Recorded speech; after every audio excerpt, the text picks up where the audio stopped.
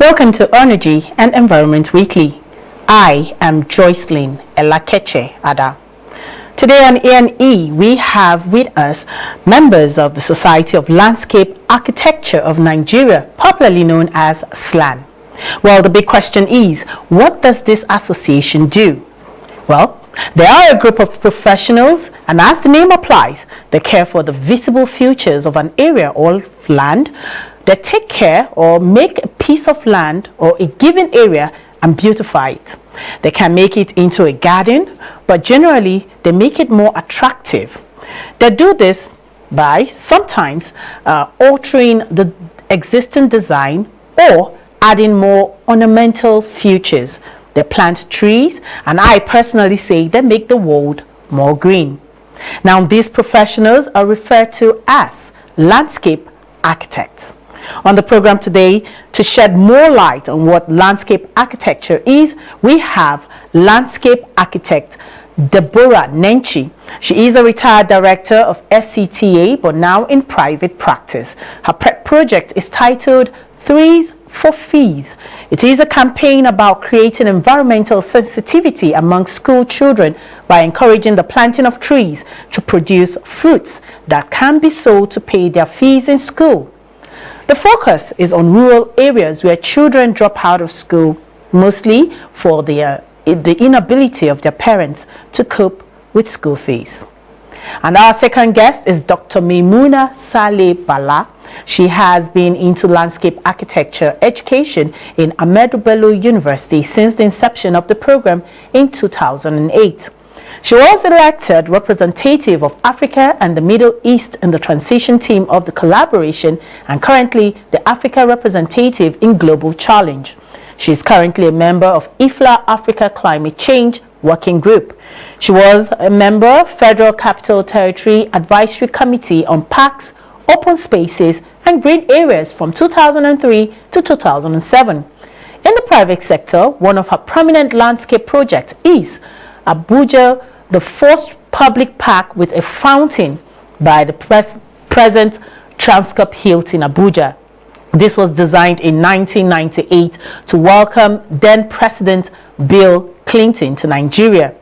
In addition to building capacity for the profession of landscape architecture, her areas of research interest are in climate change as well as in quality and sustainable environment. And also we have a surprise guest that will be joining us as well. He is the Executive Secretary of SLAN. We'll take a short break now, and when we come back, we will be talking to our guest.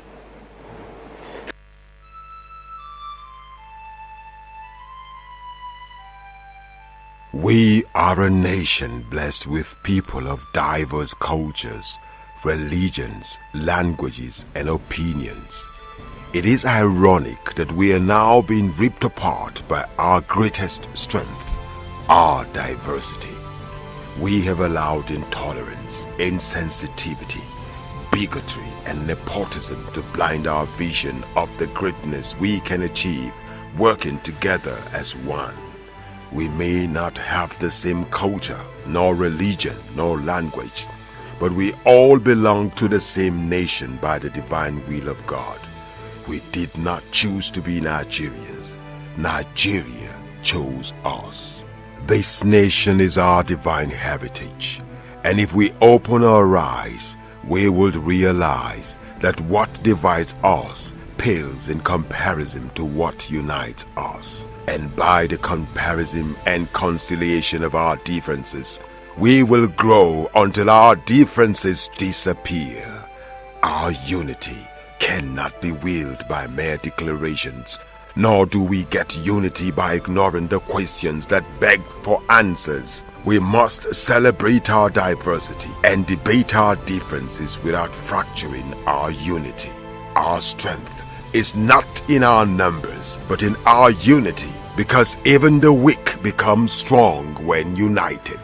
Nigeria unite. This message is brought to you by Abuja Broadcasting Corporation, owners and operators of ASO Radio 93.5 FM Abuja, ASO Television DSTV Channel 392, Star Times Terrestrial Channel 127, Free TV Channel 507, People's TV Channel 285, and UHF channel 38.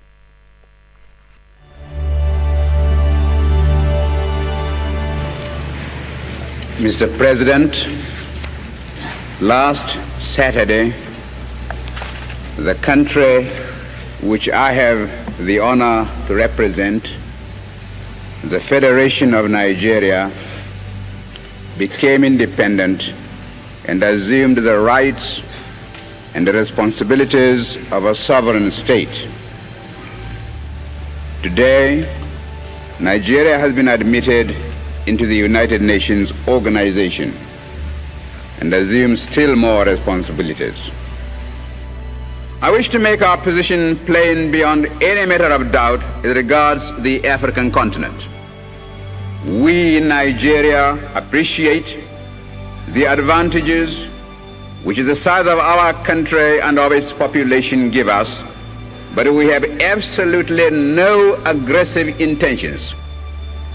We shall never impose ourselves upon any other country and shall treat every African territory, big or small, as our equal, because we honestly feel that it is only on that basis of equality that peace can be maintained in our continent. We in Nigeria are a populous country. There are about 40 million of us, and our territory is relatively large. We are willing to learn before we rush into the field of international politics. But we are totally unwilling to be diverted from the ideals which we think true. That is the reason, Mr. President, why we in Nigeria shall not be found to align ourselves as a matter of routine with any particular bloc. Indeed, I hate the very idea of blocs existing at all in the United Nations. It seems to me to be a contradiction in terms. When we hear the world crying out for peace, we may receive the inspiration to deal with these intractable problems and be able really to devote all our resources to the advancement of mankind by applying those eternal truths which will inevitably persist long after we ourselves are utterly forgotten. Thank you, Mr. President.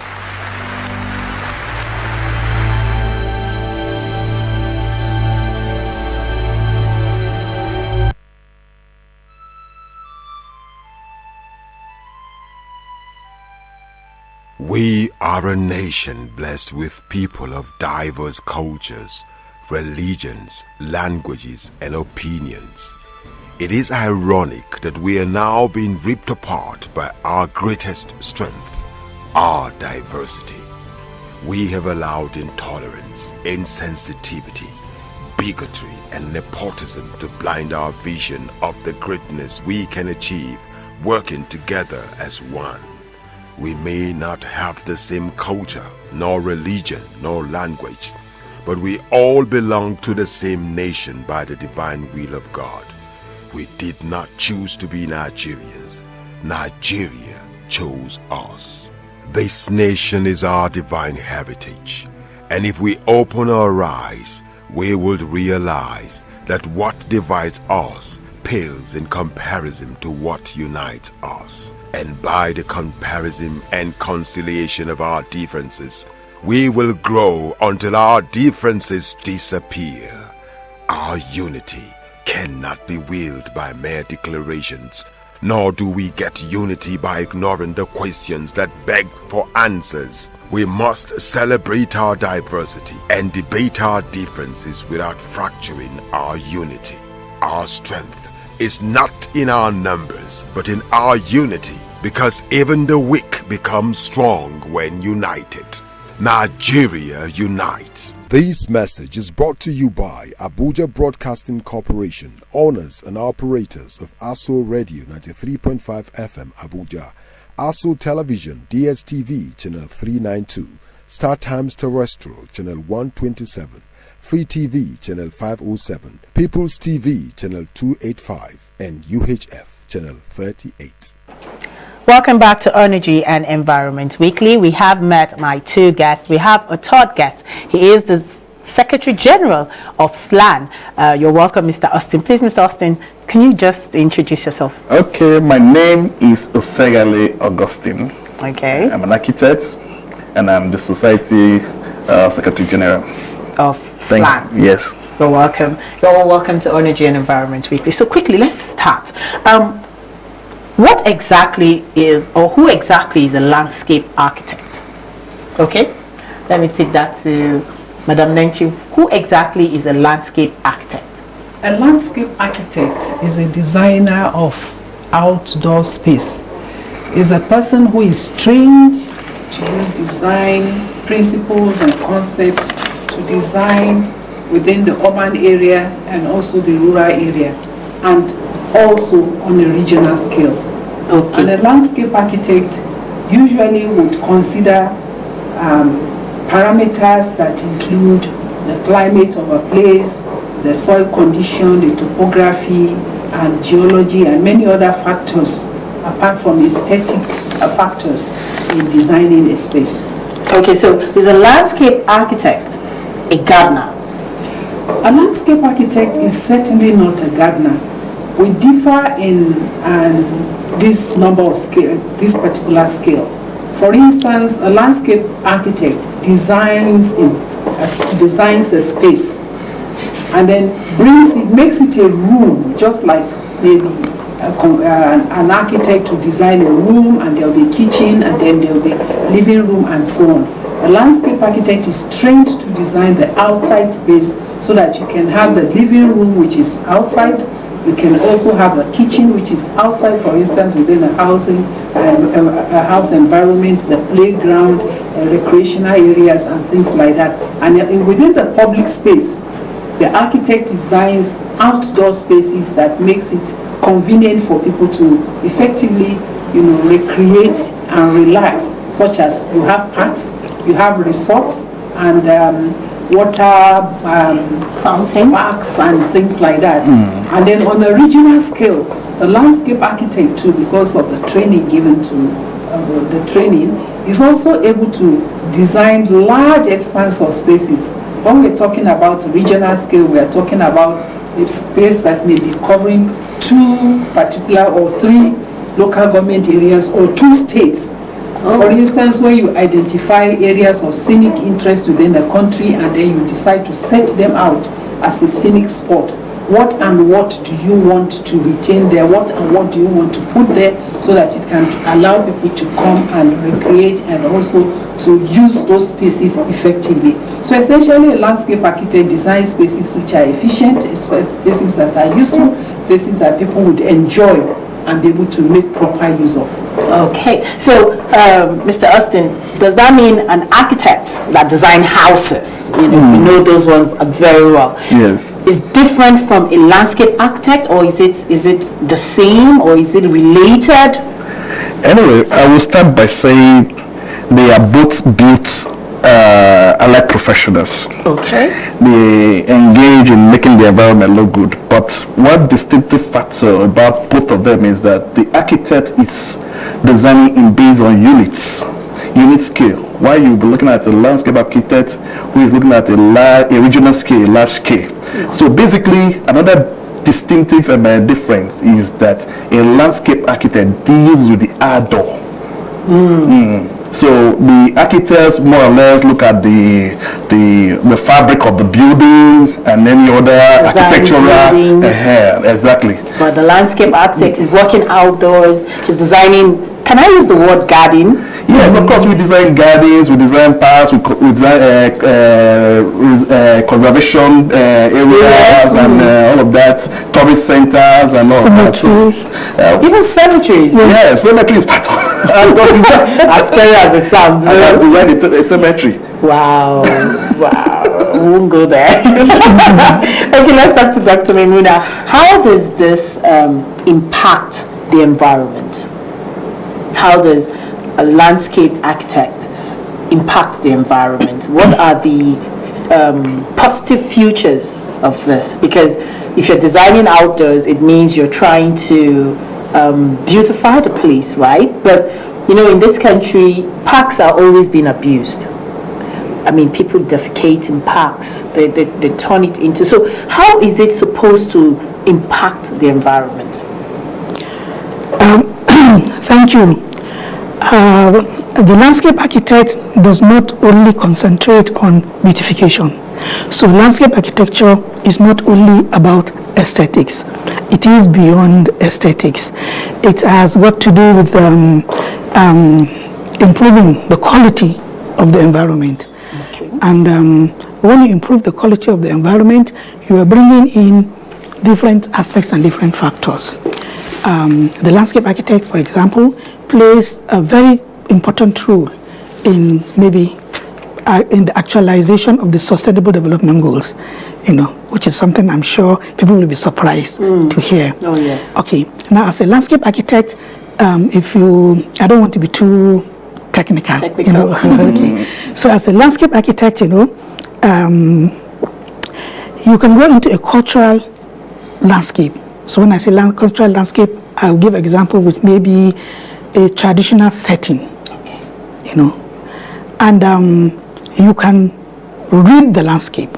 We've been trained to be able to read the landscape, and we can identify in that setting features that should be emphasized. So we can easily identify which of the Sustainable Development Goals should apply. Which, how many, and in what order. We can tell from reading the landscape which environment probably needs maybe water or needs poverty elevation. So we're not only about just beautifying, just building parks. We're about the quality of the environment. And the landscape architect's work, it's beyond, it looks at both the human and the natural. So we're looking at both flora and fauna, both the living things, anything that you can see within your view, you know, it's under the landscape architect's realm. So for us now, we can, if we're engaged well, we are not engaged in Nigeria. Oh, really? No, definitely not. There is no space for us in Nigeria, not yet. But if there was space for us in Nigeria, you know, we can direct, we can suggest how ecosystems could be managed, you know, and that will take me to climate change. I'm not going there now. Okay. So what I'm trying to say is that we could give advice in urban renewal, for example. We could say, don't cut down trees, don't fell these trees, because we need this for the carbon sequestration. We could also suggest ways, you know, to help in directing human traffic. We could suggest, for example, as landscape architects, that this design, you know, could be made better, because this environment is predominantly for the pedestrian. So why do you restrict yourself? I mean, why are we giving more to vehicles than the pedestrian? You know, so we could also suggest different ways you can achieve that. It's part of our training. So we can bring everything on board, you know, and we can have a balanced drawing. So what I'm trying to make out is that we are actually much more than just beautifying. Because once someone hears landscape, he's thinking about the front of his house, how to beautify it, and you know, the landscape and all that. But it's just like Madame Deborah said, you know, we in education, we usually like to group what we teach into like maybe 3 sectors. Okay. What we call the detail environment, you know, where you put the plants in the house, you know, and then we call the side plan, where you look like areas maybe like the market or the mall, and then we look at the larger areas, the regions, which we call planning. So we can look at a whole belt, a whole ecological belt, like the savannah. Yes. Like we can go to the Niger Delta region. We can go to the rainforest, you know, and then put other things into it. So we are not only about beautification, we are about quality of life and environment for both man and plants and even animals. The soil, climate, everything. Yes. So we don't have that space yet in Nigeria. I know I'm not supposed to divert, but I just want to bring you back on something you said. I said there's no space for you people. Is it being studied in universities in Nigeria? Yes. So when people study this, there's no place for them to work? Is that what you mean by there's no space, so that our viewers get a clear understanding? Yes. It's just recently, we just recently introduced, the teaching of the profession in Nigeria. So Ahmadu Bello University and University of Lagos. But before then, all the first generation of landscape architects, I call them the first generation because we all studied abroad. Okay.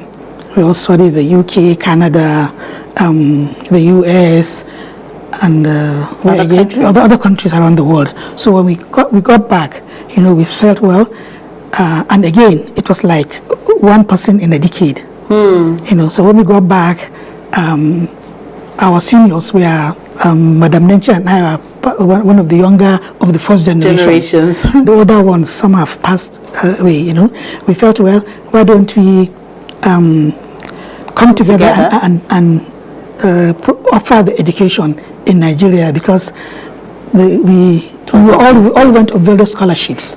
So and then those scholarships are no longer available, and we felt there was a need for the profession to be understood, and so that we can have we can be able to have the space, So we now took up the training of landscape architects in Nigeria, both Ahmadu Bello University and the University of Lagos. So that's in a brief. A good one.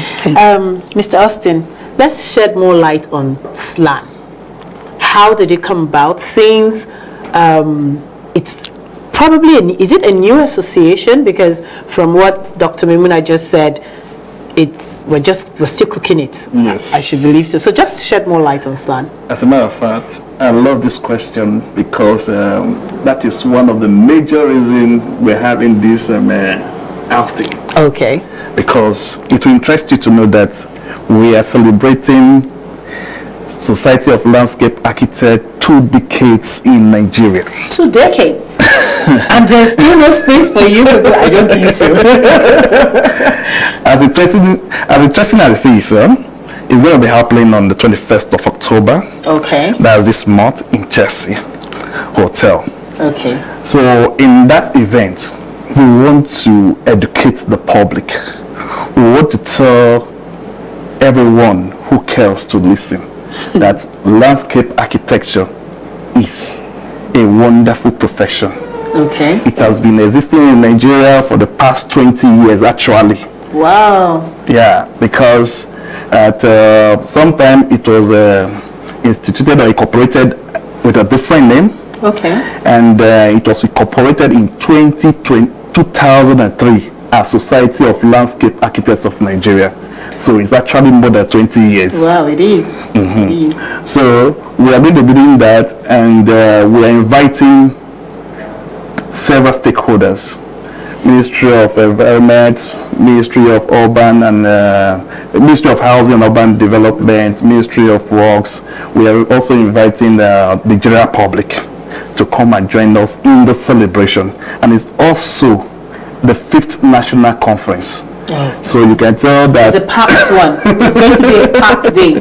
We'll spend the whole day there. As a matter of fact, we are going to be educating people, after which we are going to be entering the second session as a jamboree. Okay. So when you say educating people, what are you educating people on? Good. You see, like the layman will always look at landscape architecture as planting of flower. Gardening.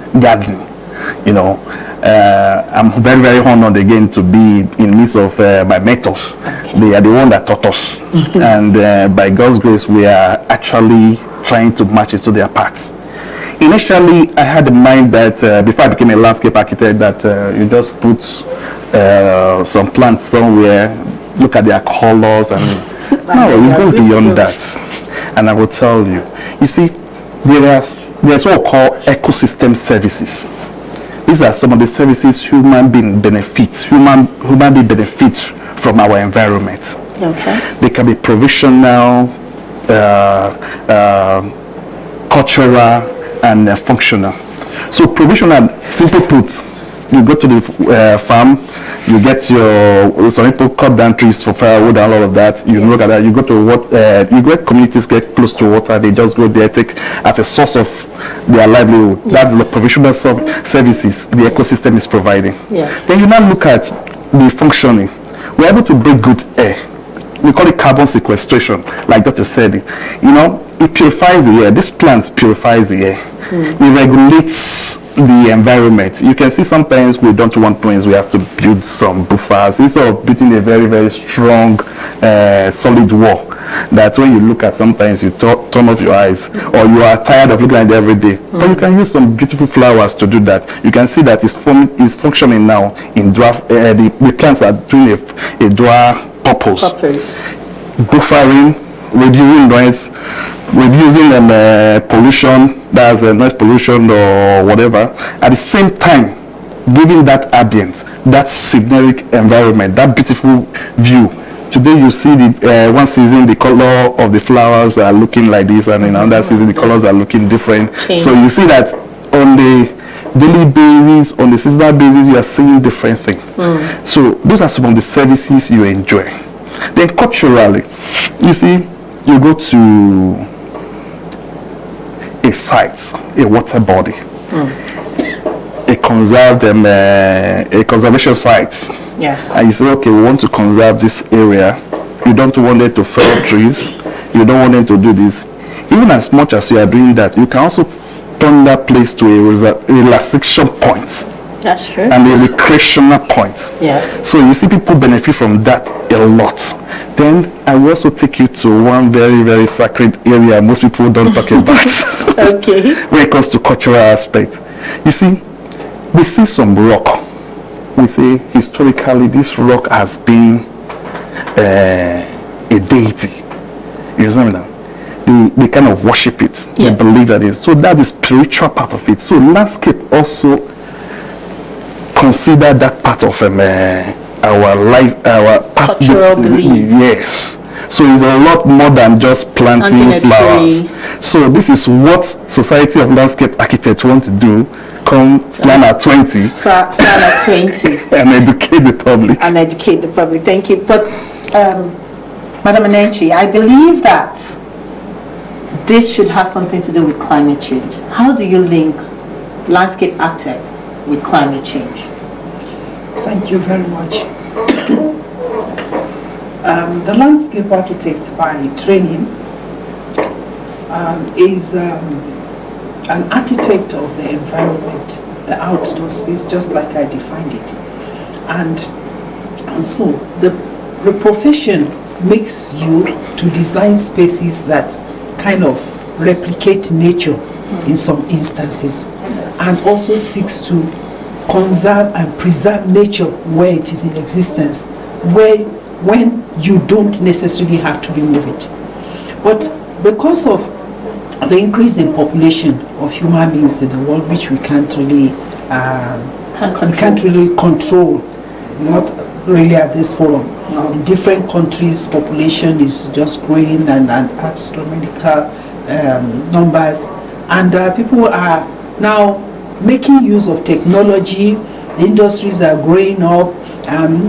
All kinds of human activities have created an environment whereby the natural air, the natural ozone layer is being depleted, the ground cover is being removed, and so the natural processes that help to keep humanity together are being disrupted everywhere. As a result of that, nature is also responding. So climate change is just like nature, there's a backfire from nature and saying, no, you can't continue to do this to me. There has to be a stop. And when nature does that, it speaks volumes. I mean, what happens is disaster. You have flooding. You have uncontrollable erosion. You have drought. You have failed excessive rainfall, or no rainfall at all. when the rainfall comes, it's so heavy and there's destruction and so on and so forth. And then also the air that we are breathing too is polluted due to our industries. So it has now gone to affect our climate, and now climate is responding by, giving us excess heat, urban island heat. We have removed all the trees, so in the cities are getting hotter. There's pollution. Human beings are not getting enough air. In some cities, you see people, having to wear masks and things like that. So the climate is kind of disrupted. So there has to be a point where we have to stop. But the landscape a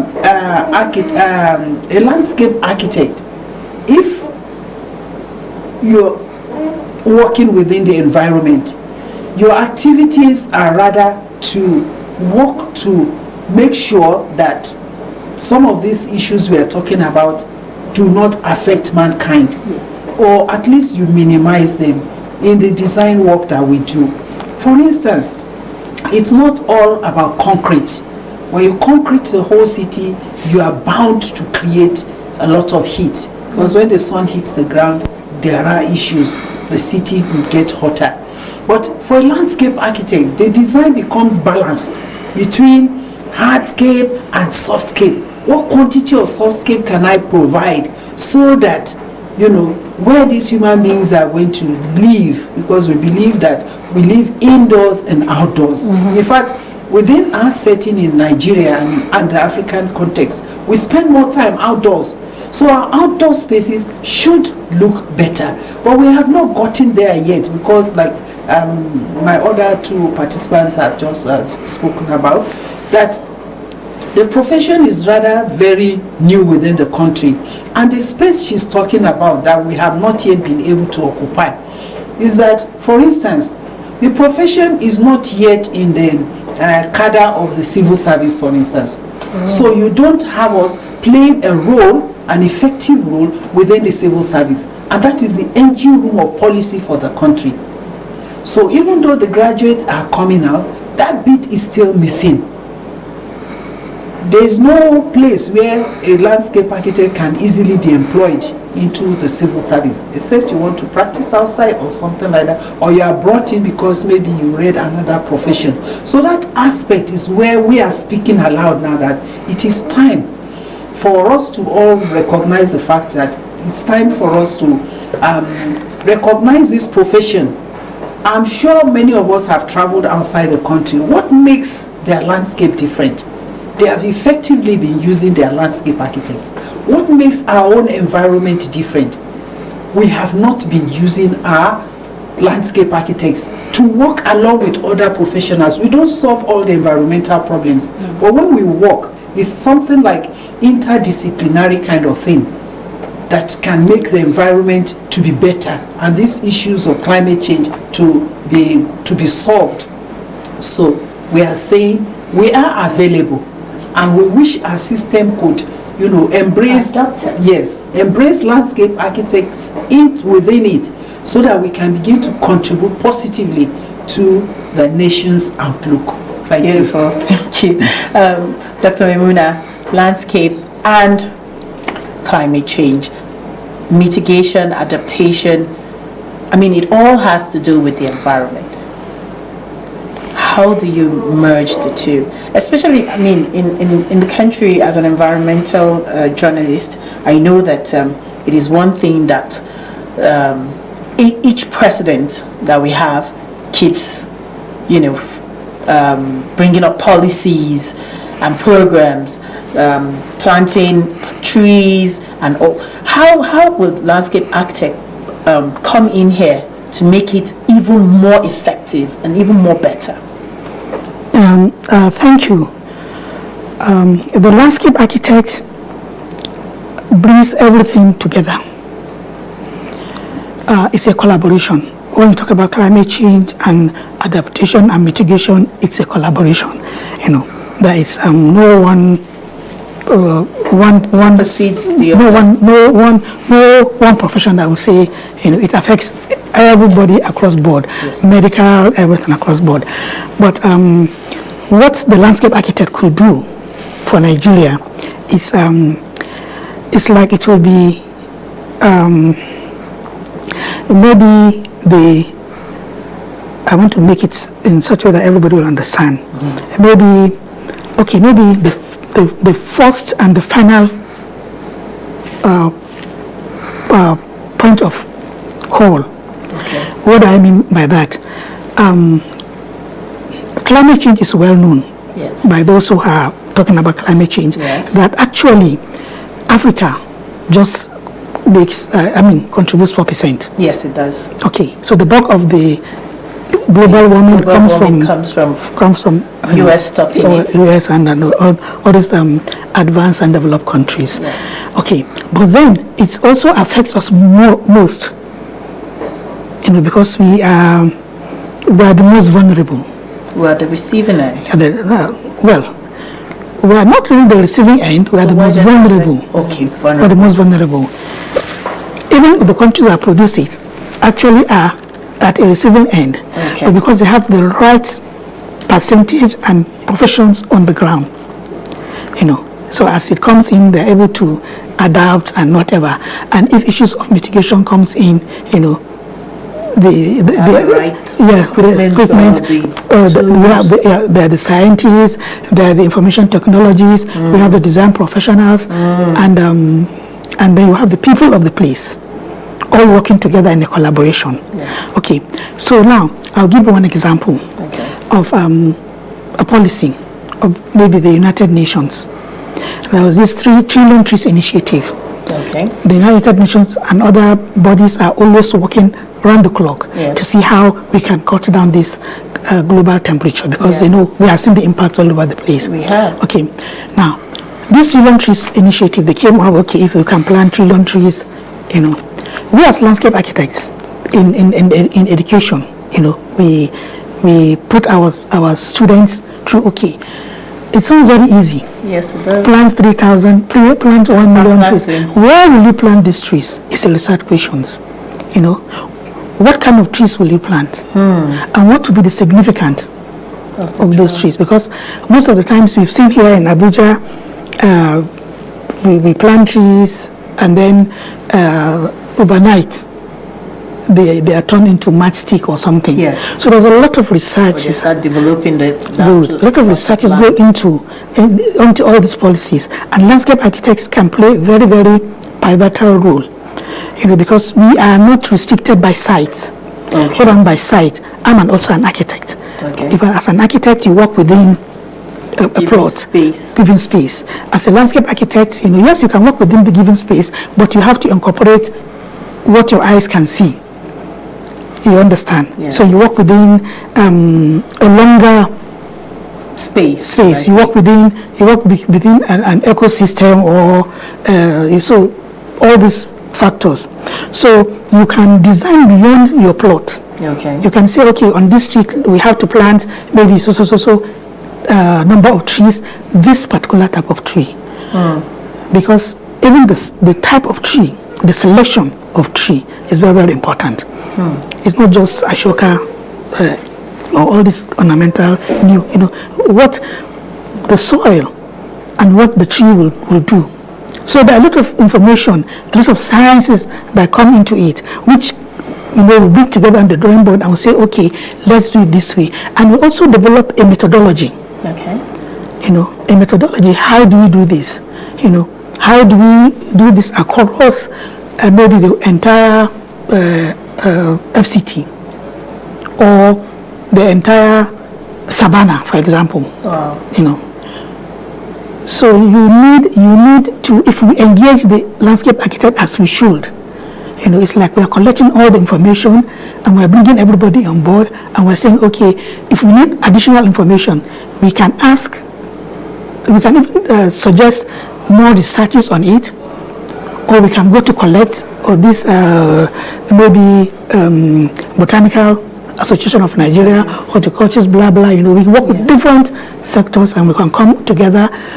Information technology. How do we decide where to plant these trees so that they can survive, and at the same time we can make them beautiful. We are getting many things from one. Yes. So we can really do a lot, and you can see that is missing. You know, the landscape architect's role is missing in the environment in Nigeria. Yes. And so long as we are not there, you know, whatever policies and everything that comes in, you know, will not, it could be translated, but it will be haphazard, because we are custodian of the environment, of the landscape, of large scale.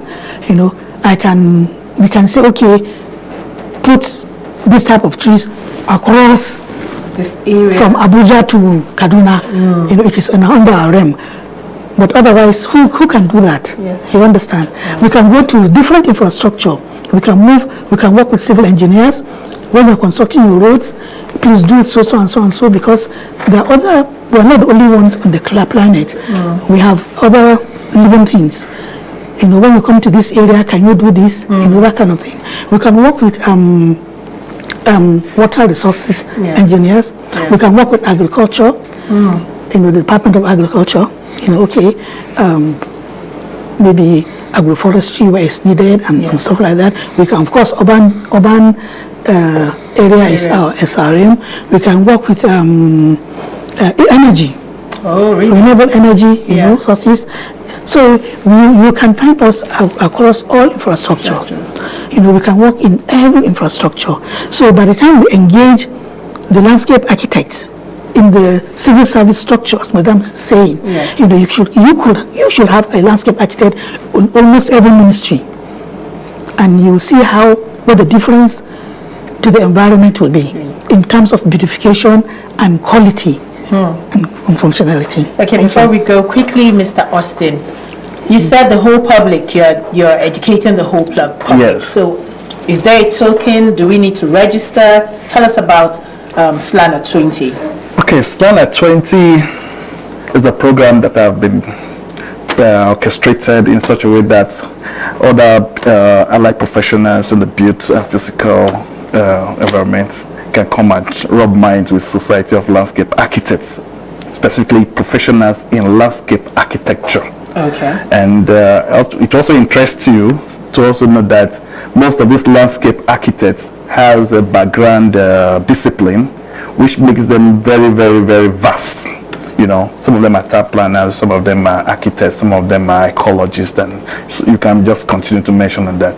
So what we are going to be doing is to bring a forum for professionals in other building industry, like engineers, architects, to come. Let us look at some certain areas where we can collaborate and make our environment very, very, very interesting.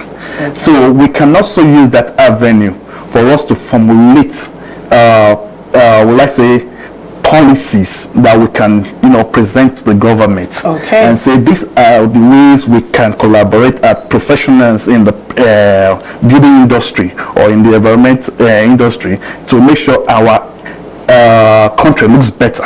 Okay. So the public is invited. So we are telling them to come and register. We have put online registration, which, you know, because of the nature of the country today, you know, we don't want people to spend too much time out of their comfort zones. So we are trying to compact everything in one day. And once you want to do that registration, you go online. Okay, what's quickly called the site? The site www.slan-ng.org.